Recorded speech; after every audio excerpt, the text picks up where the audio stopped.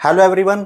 आज की वीडियो में हम बात करेंगे इंक्लूसिव एजुकेशन के एक नए टॉपिक के बारे में। सेकंड यूनिट का पहला टॉपिक है जिसमें हम बात करेंगे लर्निंग डिसेबिलिटी की या लर्निंग प्रॉब्लम की वेरियस रेंज क्या क्या है। अलग अलग डिसेबिलिटी में क्या दिक्कतें आ सकती है बच्चे को लर्न करते टाइम, सीखते टाइम।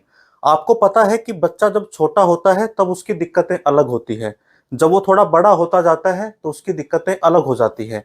तो आज की वीडियो में मैं आपको पीपीटी के जरिए बताऊंगा कि बच्चा जब प्री स्कूल में होता है तो उसे क्या लर्निंग डिसेबिलिटी हो सकती है, जब वो थोड़ा बड़ा होता है 5वीं क्लास तक उसे क्या दिक्कत आ सकती है, थोड़ा और बड़ा होगा उसे क्या दिक्कत आ सकती है।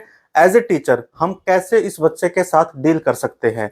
अलग अलग स्टेजेस की जो दिक्कत होती है उन्हें डील करने के भी अलग अलग तरीके रहते हैं। तो आज हम डिटेल में इस वीडियो में समझेंगे कि अलग अलग एज में लर्निंग डिसेबिलिटी क्या है, उसे कैसे डील किया जाए, उनको पहचाना कैसे जाए, और एज ए टीचर हमारा वहां पर क्या रोल है, क्या हमारी भूमिका है। मैं अक्सर मानता हूं कि अगर आप टीचिंग अच्छे से करते हैं, अगर आप पेशेंस के साथ इन बच्चों के साथ डील करते हैं, तो आप इनके मैक्सिमम पोटेंशियल को इनकी लाइफ में यूटिलाइज करा सकते हैं। मैं ये नहीं कहता कि सारे बच्चे एक समान मिलेंगे, कुछ बच्चों को ज्यादा दिक्कत होगी, कुछ बच्चों को कम दिक्कत होगी, लेकिन एज ए टीचर आपके हाथ में काफी कुछ रहता है। अपना काम ईमानदारी से करेंगे तो हम इन बच्चों की लर्निंग डिसेबिलिटी को या सीखने में इनको जो दिक्कत है उन्हें अच्छे से डील कर पाएंगे। तो चलिए चलते हैं कंप्यूटर स्क्रीन पर और पीपीटी के जरिए समझते हैं कि क्या क्या दिक्कतें आती है अलग अलग स्टेजेस पर बच्चे को। तो चलिए समझते हैं रेंज ऑफ लर्निंग प्रॉब्लम्स। तो सबसे पहले किस किस तरह हमें पता लगता है कि किस बच्चे के अंदर कौन सी डिसेबिलिटी है, खासकर एलडी लर्निंग डिसेबिलिटी के बारे में आपको पता होना चाहिए कि हर बच्चे के अंदर लर्निंग डिसेबिलिटी भी अलग अलग देखी जा सकती है। मतलब कोई हो सकता है कि पढ़ने में थोड़ा सा दिक्कत महसूस करता हो, कोई लिखने में करता हो, कोई कैलकुलेशन में करता हो। जिस भी तरह की उसके अंदर डिसेबिलिटी है, हम उसको जितना जल्दी पहचानेंगे उतना उस बच्चे के लिए आसान होगा। लेकिन चैलेंज क्या है कि एक सिंगल टेस्ट से आप इसे नहीं पहचान सकते।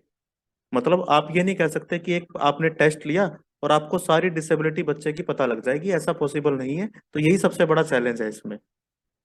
अब प्री स्कूल एज की अगर हम बात करें तो उसमें कौन कौन सी डिसेबिलिटी लर्निंग को लेकर बच्चे के अंदर हो सकती हैं वो देख लेते हैं। सबसे बड़ी होती है स्पीच की डिफिकल्टी, यानी बच्चे को शब्द बोलने नहीं आ रहे हैं या उनका गलत उच्चारण करता है बच्चा, या वो किसी एक पर्टिकुलर किसी एक सेंटेंस को, किसी एक वर्ड को या किसी एक साउंड को बोलने में थोड़ी सी डिफिकल्टी महसूस करता है। ये उसके अंदर डिसेबिलिटी हो सकती है।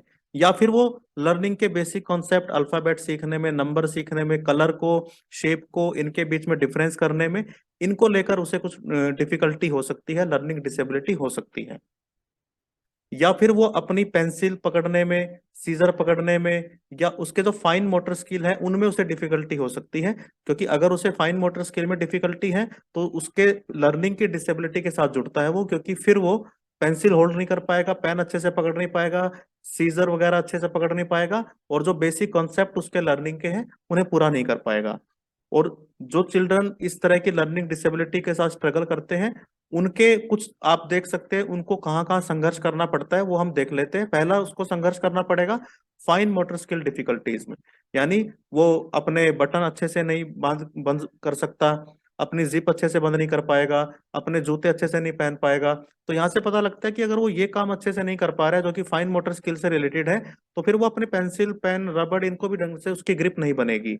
और उसको दूसरी डिसेबिलिटी हो सकती है, अगर उसको लैंग्वेज को लेकर डिसेबिलिटी है तो फिर वो राइमिंग में उसको दिक्कत आएगी, वो लैंग्वेज को ढंग से सीख नहीं पाएगा, वो अपनी बात ढंग से बोल नहीं पाएगा, अपनी बात कन्वे नहीं कर पाएगा।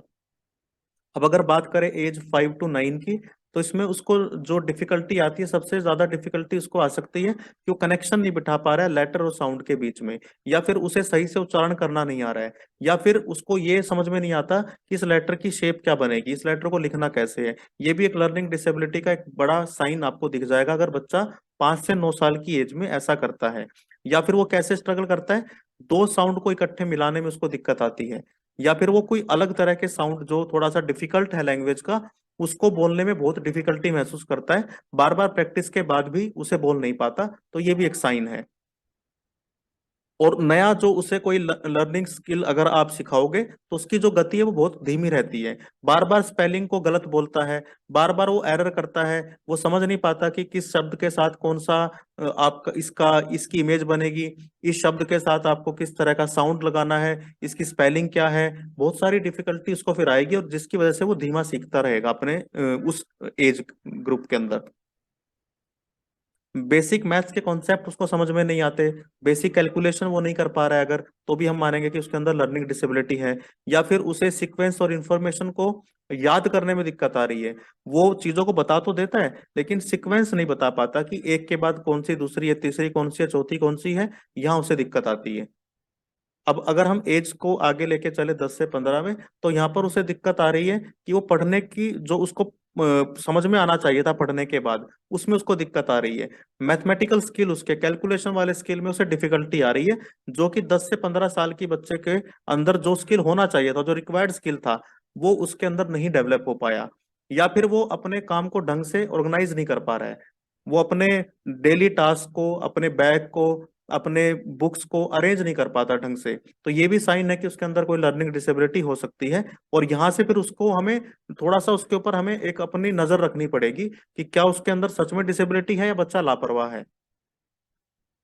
अब इसकी टाइप्स देख लेते हैं डिसेबिलिटी की कौन से हैं।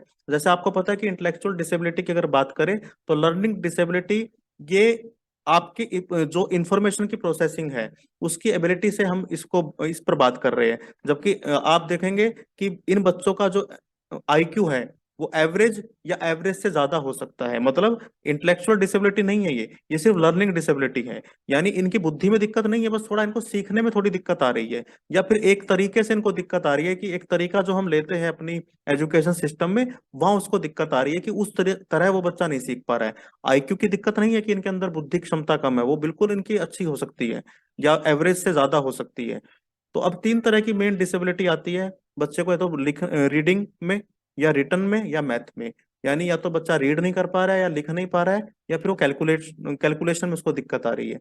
रीडिंग की अगर बात करें तो रीडिंग में जो कॉमन उसको डिसेबिलिटी आती है वो ये आती है कि वो साउंड और लेटर को साथ में एसोसिएट नहीं कर पाता। मतलब उसे पता नहीं लगता कि इस साउंड और इस लेटर का आपस में क्या कॉम्बिनेशन है, और वो उसे ढंग से रीड नहीं कर पाता। या फिर वो बार बार उसके स्पेलिंग पर एरर करता है, या बार बार उसके साउंड को गलत बोलता है, या फिर वो ग्रामर को लेकर बहुत ज्यादा उसकी स्किल जो है वो अच्छी नहीं बन पाई। मतलब वो आगे पीछे सेंटेंस को कर देता है। और अगर इसकी बात करें पूरे स्कूल में, तो 2 से 8% बच्चे जो स्कूल की अंदर रहते हैं उनके अंदर ये डिसेबिलिटी पाई जाती है। और इसकी वजह से बच्चे के एकेडमिक परफॉर्मेंस और उसके कॉन्फिडेंस में भारी कमी आती है। क्यों? क्योंकि दूसरे बच्चे उसका मजाक उड़ा सकते हैं, या वो अपने आप को खुद ही कंपेयर कर लेगा कि मैं तो इस शब्द को पढ़ नहीं पा रहा हूँ, बोल नहीं पा रहा हूँ, बाकी सब बच्चे इसको अच्छे से बोल लेते हैं या इसको रीड कर लेते हैं। तो ये हो सकता है उसके साथ। राइटिंग डिसेबिलिटी की बात करें, डिस्ग्राफिया है, ये सीखने की अक्षमता का नाम है। जिसमें कोई व्यक्ति क्या करता है कि अपनी जो भी उसने बातें सीखी है, जो भी उसके अंदर भावनाएं हैं, विचार है, वो उसने उन्हें लिख कर नहीं बता पाता। वो उनके लिए शब्द नहीं ढूंढ पाता। वो उनके लिए कोई पर्टिकुलर ग्रामेटिकल कोई स्ट्रक्चर फॉलो नहीं कर पाता। तो इसमें उसको डिसेबिलिटी अगर हम तब बोलेंगे जब वो बार बार ऐसा करता है। और इसका जो आपको सबसे बड़ा जो उसको उसका साइन आपको लगेगा, लिखते टाइम बहुत टाइट ग्रिप होगी उसकी पेंसिल या पेन के साथ, या फिर वो बहुत लाउड बोलेगा अपने शब्दों को और तब वो लिखेगा। तो इससे क्या हो जाता है कि बच्चों को लिखने की स्पीड बहुत कम हो जाती है। अगर आप बहुत लाउड बोल के लिखेंगे, तो आप बोलते तो इतना तेज नहीं है, तो आपकी लिखने की स्पीड कम हो जाएगी। तो ये हमें पहचानना है, अगर बच्चा हमारे सामने ये इंडिकेशन देता है तो उसके अंदर ये डिसेबिलिटी हो सकती है। मैथमेटिकल क्या है? डिसकैलकुलिया। इसमें बच्चे को कैलकुलेशन की दिक्कत आती है। यानी वो कैलकुलेशन जो बेसिक कैलकुलेशन है उसे नहीं कर पा रहा है, या फिर वो प्रॉब्लम सॉल्विंग स्किल उसके अंदर नहीं आई मैथ्स को लेकर, या फिर वो नंबर सीक्वेंस या उनके मैथमेटिकल फॉर्मूलाज को याद करने में उसे दिक्कत आती है। तो ये एक ऐसी डिसेबिलिटी है जो आपकी मैथमेटिकल इंटेलिजेंस से रिलेटेड है। यानी बच्चे के अंदर गणितीय क्षमता थोड़ी कम होती है, तो उसको संख्या, उसके सीक्वेंस, उसके कैलकुलेशन में काफी दिक्कतें आती है। तो ये भी आपको ऑब्जर्व करना है कि बच्चे के अंदर अगर ये है तो उसको हो सकता है मैथमेटिक्स के लेकर डिसेबिलिटी हो।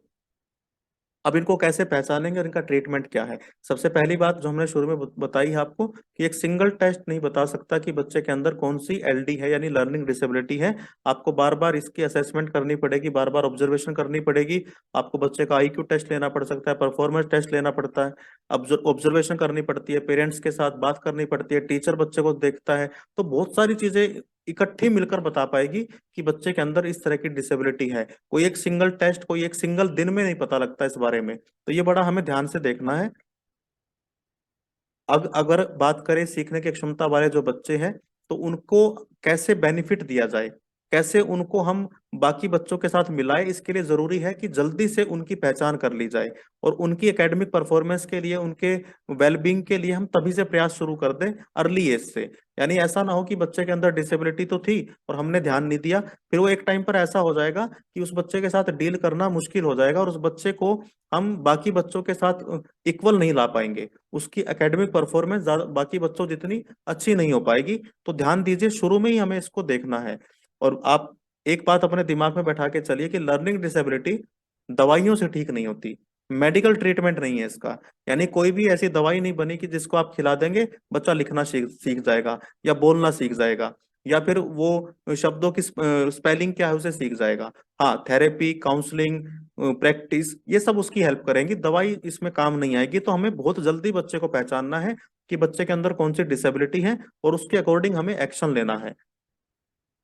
कुछ हम एजुकेशनल स्ट्रेटेजी अपनी बना सकते हैं, स्पेशल एजुकेटर के साथ मिलकर उनको स्पेशल एजुकेशन की क्लासेस दिला सकते हैं, जिससे भी उनके एकेडमिक परफॉर्मेंस में इंप्रूवमेंट देखी गई है। तो आपको ध्यान देना है एज ए टीचर भी कि जब आप बच्चों को पढ़ाएं तो अपनी स्ट्रेटेजी चेंज करते रहिए, उसमें थोड़ी फ्लेक्सिबिलिटी रखिए, उन बच्चों के हिसाब से भी अपनी स्ट्रेटेजी डेवलप कीजिए जो थोड़ा सा कम सीखते हैं, धीमे सीखते हैं। बाकी हम इन बच्चों के लिए बहुत संवेदी शिक्षण, मल्टी सेंसरी टीचिंग, यानी उनको एक सेंसेस के द्वारा नहीं, उनको जो आप कंटेंट दे उन्हें दिखे भी, उन्हें सुने भी और लर्निंग बाय डूइंग भी उनकी कराइए, ताकि बच्चा जो है वो अपनी लर्निंग डिफिकल्टी से थोड़ा सा उससे निजात पा सके। क्योंकि जितना आप मल्टी सेंसरी टीचिंग कराते हैं उतना ही आपके बच्चे क्लासरूम में ज्यादा इन्वॉल्व होते हैं, ज्यादा सीखते हैं। तो ये सारी टेक्निक अगर आप यूज करेंगे तो आप एलडी के साथ अच्छे से टैकल कर सकते हैं, आप इन्हें अच्छे से डील कर सकते हैं। तो दोस्तों, ये हमारा आज का टॉपिक था। कोई सवाल अगर आपका है तो कमेंट सेक्शन में जरूर पूछिए। नए हैं चैनल पर तो सब्सक्राइब जरूर कर लीजिए। Thank you very much.